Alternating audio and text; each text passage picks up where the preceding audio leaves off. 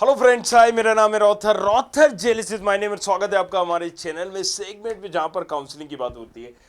तो डीटी की आज इंपॉर्टेंट हम फ्लो चार्ट के बारे में बात करेंगे जो दिया गया है डीटी की ऑफिशियल वेबसाइट पर भी। लेकिन थोड़ा सा इसको हम क्लियर आपको समझाएंगे, क्योंकि अभी जो मेरे पास कुछ फोन कॉल आए, जो पेरेंट यहां पर आए, उनका ये कहना था कि फ्लो चार्ट में ऐसा दिया गया है, वैसा दिया गया है, तो लिटिल बिट कंफ्यूजन था। उस कंफ्यूजन को क्लियर करूंगा मैं यहाँ पर। राइट, फ्लो चार्ट मतलब डीटी की काउंसलिंग किस तरीके से होगी, सिस्टम क्या है और ये किस प्रोसेस पे काम करेगा।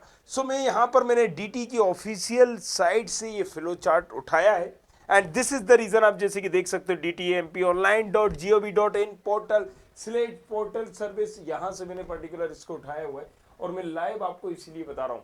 ओके, तो सबसे पहली जो प्रोसेस है इनकी आप देखेंगे, रजिस्ट्रेशन की प्रोसेस है। Candidate will enter in the system through registration process, fill registration detail and upload their document.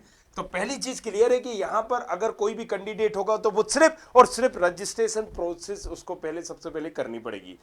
अगर आपने किसी भी काउंसलिंग के दौरान, फर्स्ट काउंसलिंग हो, सेकेंड हो या थर्ड हो या फोर्थ हो, किसी भी काउंसलिंग के दौरान, अब फोर्थ क्या, फोर्थ तो होती नहीं है, थर्ड होती नहीं, मतलब सीएलसी, यहां पर पहली काउंसलिंग होगी, पहली काउंसलिंग के बाद सेकंड काउंसलिंग होगी और यहां पर qualify exam based round counselling भी होगी, जिसको हम थर्ड बोल सकते हैं। हालांकि ये दोनों साथ में होती है तो आप इसको दूसरा ही मानिए। सीएलसी होती है जिसको हम तीसरी काउंसलिंग बोल सकते हैं। सीएलसी के बाद भी सीएलसी इस बार होगी ही होगी, क्योंकि काफ़ी सीटें बचने वाली है मेरे दोस्त।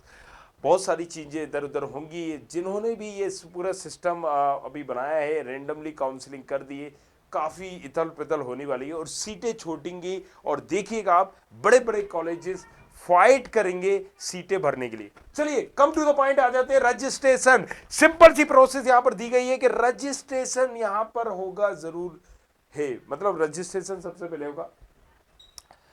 अब रजिस्ट्रेशन होगा, देखिए जो अभी काउंसलिंग का एक कहीं ना कहीं आया है जिस तरीके से, राइट, इस तारीख से इस तारीख तक एक मंथ के अंदर हो रही है, तो बहुत हद तक जो लग रहा है यहाँ पर सबसे ज्यादा फायदा होने वाला है ना, वो प्राइवेट कॉलेजेस को होने वाला। अब ये जानबूझ के हुआ है या इत्तेफाक से इत्तेफाक ऐसा हुआ है कि इत्तेफाकन हो गया है, चलिए उस टॉपिक पे हम बाद में बात करेंगे। लेकिन देखिए, रजिस्ट्रेशन पहली चीज, यहां पर क्या आपको रजिस्ट्रेशन करना पड़ेगा। अब किसी भी तरह की और दूसरा प्रोसेस नहीं है। किसी भी काउंसलिंग में आपने रजिस्ट्रेशन नहीं किया तो आप नहीं बैठ पाओगे। जिन्होंने रजिस्ट्रेशन नहीं किया तो आप दुआ मांगिए कि आपकी डेट बढ़ जाए और आप रजिस्ट्रेशन कर सको। ओके, अब हम यहां पर देखते हैं वेरिफिकेशन। राइट, सो देखिए यहां पर देखिए वेरिफिकेशन है, फिर रजिस्ट्रेशन करेक्शन है और फिर चॉइस फिलिंग है। तो सबसे पहले रजिस्ट्रेशन होगा, फिर दूसरे नंबर पर वेरिफिकेशन होगा। Candidate will be randomly allotted to the help centre as per capacity provided by the department. हालांकि इन्होंने पुराना ही वाला चिपकाया हुआ है, ऑनलाइन हो रही है अब। राइट, सो यहाँ पर आपको अलॉट होके ये वेरीफाइड करके देंगे। सेंटर में कुछ लोग बैठे होंगे जो डॉक्यूमेंट आपने अपलोड करे होंगे उसको वेरीफाई करके देंगे। तो मेक श्योर जो भी आप डॉक्यूमेंट भेज रहे हो ये इनकी इमेजेस क्लियर हो, ज़्यादा रोशनी में ना खींचे। थोड़ा सा मोबाइल अच्छे मोबाइल से खींचे या किसी पड़ोसियों का मोबाइल ले लें, किसी और का मोबाइल ले लें और डॉक्यूमेंट उस मोबाइल से खींच कर भेजें। अगर आप मोबाइल से भेज रहे हैं नहीं तो वेरिफिकेशन होने में प्रॉब्लम आएगी। राइट, मे बी ज़्यादा ब्लर नहीं होना चाहिए, दिखने के इजीली क्लियर दिख सके, पढ़ सके वो लोग। तीसरा है रजिस्ट्रेशन करेक्शन। इसके बाद जब रजिस्ट्रेशन हो गया, वेरिफिकेशन हो गया, लेकिन एक और डेट दी गई है, अगर आपने वहां पर देखा हो, जो कि 27 से 28 के बीच में है। आप रजिस्ट्रेशन को एडिट कर सकते हो। इसका मतलब है कि candidate will check the eligibility as per your document verification. फिर से आप एडिट कर सकते हो, किसी भी त्रुटि हो जाती है, कोई प्रॉब्लम हो जाती है। तीसरा है choice filling and locking. After checking eligibility and eligibility slip and if satisfied then process for choice filling and locking process. But what if you are not satisfied there? अगर आप सेटिस्फाई नहीं है तो फिर आपको क्या करना होगा इन दैट केस। अगर आप सेटिस्फाई नहीं हो तो हम बात करते हैं। अगर आप किसी भी केसेस में सेटिस्फाई नहीं हो तो सबसे पहले तो आपको एडिट ही करना है। फिर आपकी प्रायोरिटी चॉइस फिलिंग की नहीं होनी चाहिए, फिर से आप एडिट करेंगे। अगर आप किसी में भी सेटिस्फाई नहीं है, मे बी नाम गलत है, मे बी दूसरी चीज़ें गलत है, मे बी आपने डोमिसाइल नहीं भरा है, मे बी आपने कास्ट सर्टिफिकेट नहीं भरा है, टीएफडब्ल्यू नहीं भरा है, तो आप ये चीज करोगे। एक चीज और मैं बताना चाहता हूं, टीएफडब्ल्यू अगर आपका ऑप्शन आ रहा है तो ऐसा बिल्कुल भी मिथ दिमाग से निकाल दीजिए कि टीएफडब्ल्यू में भरने से आपको नुकसान होगा, ऐसा नहीं है। लेकिन टीएफडब्ल्यू अगर आप कोई ले रहे हो, राइट, फर्स्ट काउंसलिंग में टीएफडब्ल्यू आप आंख बंद करके भर सकते हो, इससे कोई दिक्कत नहीं है। फर्स्ट काउंसलिंग में आप टीएफडब्ल्यू भर सकते हैं। सेकंड काउंसलिंग में थोड़ा सा हम इसको सही से भरना चाहिए, क्योंकि इंटरनली ब्रांच चेंज नहीं हो पाती है। तो अगर आप फर्स्ट राउंड में भर रहे हो टीएफडब्ल्यू तो आप भर सकते हैं। वो ब्रांच टीएफडब्ल्यू में मत भरिए जिसमें आपको लेना ही ना हो, क्योंकि अगर आपने कॉलेज ले लिया और बाद में आपका मूड हुआ कि मुझे इंटरनली चेंज करना है वो ब्रांच, तो बड़ा मुश्किल हो जाने वाला है। ओके, अब प्रोसेस पे जाते हैं। सबसे पहले क्या होगा, कैंडिडेट का रजिस्ट्रेशन होगा, जैसे कि यहां दिया गया है। कैंडिडेट का वेरिफिकेशन होगा, डॉक्यूमेंट अपलोड पर्टिकुलर जब वो करेगा तो उसका वेरिफिकेशन दिया गया है। ओके, इसके बाद में यहाँ नीचे चलता हूँ, थोड़ा सा इसको हम बड़ा करते हैं ताकि चीज़ें क्लियर दिखे हमें यहाँ पर। हालांकि काफ़ी उन्होंने, ओके, मैं सही से पढ़ भी नहीं पा रहा हूँ, लेकिन प्रोसेस वही है।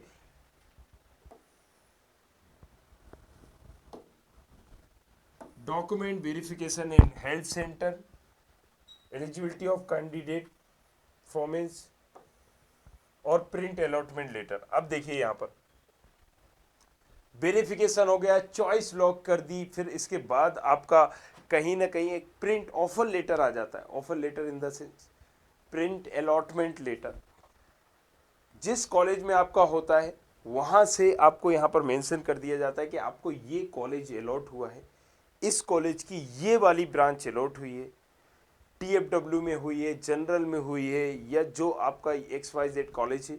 अब आपको वहाँ रिपोर्ट करना है। तो रिपोर्ट करने के अलग अलग तरीके हैं। आप कॉल करोगे उस कॉलेज को, पूछोगे, हेल्प सेंटर बनाया जाएगा, वहाँ पर नंबर दिया जाएगा आपको, वहाँ पर कांटेक्ट करना होगा उस कॉलेज को, या फिर वहाँ पर जाकर फिजिकली अपीयर होके आपको रिपोर्ट करना पड़ेगा उस कॉलेज में। जब आप रिपोर्ट करेंगे उस पर्टिकुलर कॉलेज में जाके, तो आपको वहाँ से फीस वगैरह सबमिट करनी पड़ेगी, डॉक्यूमेंट कुछ दिखाने पड़ेंगे अगर वो मांगते हैं तो। फीस जो आप सबमिट करेंगे उसके बाद वो आपको एडमिशन स्लिप दे देंगे। तो 28 तारीख को आने के बाद पूरे मध्य प्रदेश में अगर किसी भी कॉलेज में एडमिशन होगा तो वो 1 अक्टूबर में ही होगा। पूरे सितंबर तक अभी तक कोई भी एडमिशन नहीं हुआ, क्योंकि 28 तारीख तक तो चॉइस फिलेंगे, राइट। सो जब तक एक भी अलॉटमेंट लेटर नहीं आता है तो वो पहला एडमिशन होगा किसी भी कॉलेज में। कुछ यूनिवर्सिटीज में हो सकता है, लेकिन यूनिवर्सिटी गिनी चुनी है, राइट। तो किसी भी कॉलेज में नहीं हुआ होगा। जितने भी कॉलेजेस बोल रहे हैं मेरी सीट भर गई, ये भर गया, वो भर गया, सब बकवास कर रहे हैं। अब देखिए यहाँ पर इसी का एडिट रजिस्ट्रेशन भी दिया था, सारी चीजें ये दी गई हैं। तो फ्लो चार्ट आप यहां से देख सकते हैं। अगर किसी को डाउट है कैसे होगा क्या होगा, ये क्लियर यहां पर दे दिया गया है। Registration editing after verification will be available last date of registration. मतलब ये भी चीज क्लियर बताई गई है कि रजिस्ट्रेशन अगर आप कर भी देते हो भी जाता है, किसी से गलती हो जाती है, किसी ने कुछ नहीं डाला है, मैं बार बार बोल रहा हूं, और ये चीज मेंशन भी है यहां पर, पढ़कर बता रहा हूं मैं आपको कि लास्ट डेट तक, अंतिम क्षण तक ये रहेगी, अवेलेबल रहेगी। Message will be send to the candidate regarding eligibility as per document verification, right. So यहां पर सारी चीजें क्लियर हैं। इससे रिलेटेड अपडेट भी आपको आपके मोबाइल फोन पर मिलती रहेगी। चलिए, ये पेज नंबर 30 में है। मेरिट डिक्लेरेशन की अब बात हम करते हैं। यहां पर किस तरीके से मेरिट डिक्लेरेशन होगी, तो चलिए इसको देख लेते हैं हम। ओके, मेरिट डिक्लेरेशन में हम देखते हैं एज पर एंट्रेंस एग्जाम और qualify exam marks merit is prepared as per rule book and publish online merit declaration. Right, so यहां पर आपको अपना नाम दिख जाएगा। मेरिट में जब आपका नाम आता है मतलब कोई ना कोई सीट आपको अलॉट हो चुकी है, कोई ना कोई से मतलब क्या है, जो भी आपने चॉइस फिलिंग में कॉलेजेस या ब्रांचेस भरी हैं वो सीट आपको हो चुकी है अलॉट। मतलब कोई भी किसी भी तरह की सीट अलॉट हुई है, वो लो कैटेगरी की है, हाई कैटेगरी की, ये सब नहीं बताया जाएगा जब मेरिट लिस्ट में नाम आता है। ये आपको तभी पता चलेगा जब अलॉटमेंट लेटर आता है। अच्छा, अलॉटमेंट प्रोसेस में यही है, सीट अलॉटमेंट है जैसे कि दिया गया है, प्रिंट सीट अलॉटमेंट, आपको मतलब जो अलॉटमेंट दे दिया गया है उसका प्रिंट निकालना है, और अगर आप सेटिस्फाई हो उससे आपका एक प्रिंट अलॉटमेंट आएगा। राइट, प्रिंट अलॉटमेंट का मतलब यही होता है कि आपको ये कॉलेज मिल चुका है, अगर आप उससे सेटिस्फाई हो तो उसे निकाल कर उस कॉलेज में बात करके आप रिपोर्ट कर सकते हो। रिपोर्ट करने का मकसद ये है कि आपने पूरी काउंसलिंग से आप बाहर हो और आप सेटिस्फाई होके उस कॉलेज में उस ब्रांच में सीट ले रहे हो, और अब मैं काउंसलिंग यहीं अपनी मर्जी से ख़त्म करना चाहता हूँ। जिस पोजीशन पे, जिस ब्रांच पे, जिस कॉलेज में आप रिपोर्ट कर दोगे आप कॉलेजेस से बाहर हो गए। अब ना ही आप सीएलसी में बैठ सकते हो, ना ही सेकेंड राउंड की काउंसलिंग में बैठ सकते हो, और ना ही किसी तरह की और दूसरी चीजों में आप इंटरफेयर कर सकते हैं।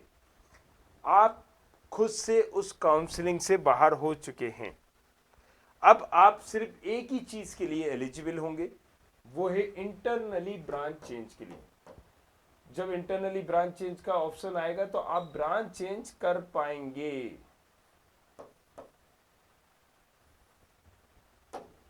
राइट, ये चीज भी आपको क्लियर में कर दूं यहां पर। सो बहुत सारी चीजें आपको यहां पर क्लियर हो गई होंगी।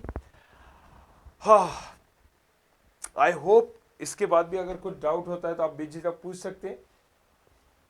इसके बाद अगर आप सेटिस्फाई नहीं हो तो आप उसको अपग्रेड मार दोगे। ये देखिए यहां पर दिया गया है, अपग्रेड का मतलब ये है कि मतलब एक बार फिर से काउंसलिंग, एक बार में फिर से अपना लक, एक बार में फिर से अपियर होना चाहता हूं। नहीं नहीं नहीं, मैं अभी सेटिस्फाई नहीं हूं, मैंने जो ऊपर की भरी हैं उनमें से मैं कोई कॉलेज लेना चाहता हूं। तो जब भी आप अपग्रेड करेंगे तो आपको ऊपर की ब्रांच मिलेगी। ऊपर की ब्रांच से क्या मतलब है, मैंने अपनी चॉइस फिलिंग में अलग अलग कॉलेजेस डाले होंगे। मान लीजिए मुझे 10वें नंबर का कॉलेज मिल रहा है, मिल गया है, मैंने उसको अपग्रेड किया है, तो 1 से 9 नंबर के कॉलेज आपको कोई से भी मिल सकते हैं। जरूरी नहीं है उसी कॉलेज का ही मिले, ये कंफ्यूजन नहीं रहना है, वही ब्रांच से रिलेटेड होगा, ऐसा कुछ भी नहीं है। 1 से लेकर 9 तक का कोई भी कॉलेज मिल जाएगा, जो सबसे कमजोर ब्रांच होगी जो आपको मिली है उसके बाद। तो इसमें यह भी नहीं है, ये जरूर देखा जाएगा कि पहले नंबर से आपको कौन सी मिल रही, दूसरे, तीसरे, चौथे, पांचवें, लेकिन चांसेस हमेशा उसके होते हैं जो कमजोर ब्रांच डली होगी। जो आपको ब्रांच मिली है, आपने अपग्रेड कर दिया, और आपको अगर ऊपर की कोई और ब्रांच नहीं चाहिए थी, इत्तेफाक से आपको वो ब्रांच नहीं मिली फर्स्ट राउंड में, जो आपको मिल गई है, आप उसको ले सकते हो। लेकिन जो एक ऊपर थी, एक कोई ऐसी ब्रांच है जो आपको नहीं चाहिए थी, तो गलती से भी आप अपग्रेड नहीं करेंगे, क्योंकि हो सकता है अगर वही मिल गई तो आपका कोई सेंस नहीं हुआ, फिर आपको सेकेंड राउंड की काउंसलिंग करना पड़ेगी। इन्होंने बोला है कि satisfy with the first upgrade. अगर आप फर्स्ट अपग्रेड से सेटिस्फाई हैं तो ठीक है। अब यहां पर एक और दे गया है, उन्होंने सेकंड अपग्रेड कर सकते हो, जबकि ऑप्शन ही नहीं दिया है। तो अब आप सोच लीजिए, इतना सुस्त डिपार्टमेंट है कि उन्होंने पिछले से पिछले साल का ही चिपका दिया है यहां पर। अब कैसे यहां पर यार बच्चों की क्वायरी सॉल्व होगी जब यहां पर किसी तरह की हेल्पलाइन नहीं होगी, किसी तरह का, इतना कंफ्यूजन चीजें बताई जाएंगी। जो यहाँ पर हिंदी में लिखा गया होगा उसको भी आप पढ़ेंगे तो बहुत सारा कंफ्यूजन है, एक ही चीज़ को दो दो तीन तीन बार रिपीट कर दिया गया है। राइट, सो मैंने तो पूरे पेजेस भी पढ़े, तो बहुत सारी चीज़ें, तो आपको थोड़ा सा अपना संभल के रहना है, भविष्य अपना दाव पे नहीं लगाना है। इसके बाद जब आप रिपोर्ट करने जाएंगे तो जो भी whatever the reporting officer या रिपोर्टिंग फैकल्टी प्रोफेसर या खड़ूस जो भी आपको फंसता है will check all the document और वो एलिजिबल फॉर द एडमिशन ये मेक श्योर करेगा आप एलिजिबल हो एडमिशन के लिए और कैंडिडेट एडमिट हो जाएगा। जिस पोजीशन पे जिस ब्रांच जिस कॉलेज पे आप एडमिट हो गए आपको एलिजिबल स्लिप मिल जाएगी और candidate is out from the current round and counselling. Yes, तो कैंडिडेट आउट हो जाएगा ऑटोमेटिक। तो ये चीज़ आपको आई होप क्लियर होंगी। अभी इसके बाद भी अगर कोई डाउट है तो बेझिझक यहाँ पर आप लोग पूछ सकते हैं। तो फ्लो चार्ट बताने का मकसद यही था। ये user manual for candidate registration process and DT counselling 21-22 right. I hope ये वीडियो समझ में आएगा। लेकिन इसके बाद भी अगर कुछ पूछना चाहते हो तो पूछो हक से। 100% हमारा एक डेडिकेटेड चैनल है जो नीट और JEE को टारगेट करके बनाया गया है। इसमें सारी काउंसलिंग हम कवर करेंगे, स्पेशली नीट की भी, DTE की, जोसा की और अलग अलग तरह कॉमेड हो या फिर बिटसेट हो। तो बने रहना इसमें, शेयर करना इस वीडियो को अपने तमाम कलीग्स के साथ, दोस्तों के साथ, फ्रेंड्स के साथ। और कल मैं लाइव आऊँगा तो आपसे मतलब आज मैं लाइव आऊँगा राइट। सो फिर मैं आपसे मिलता हूँ 2 बजे दिन को। Thank you very much, thanks a lot, सब बखैर।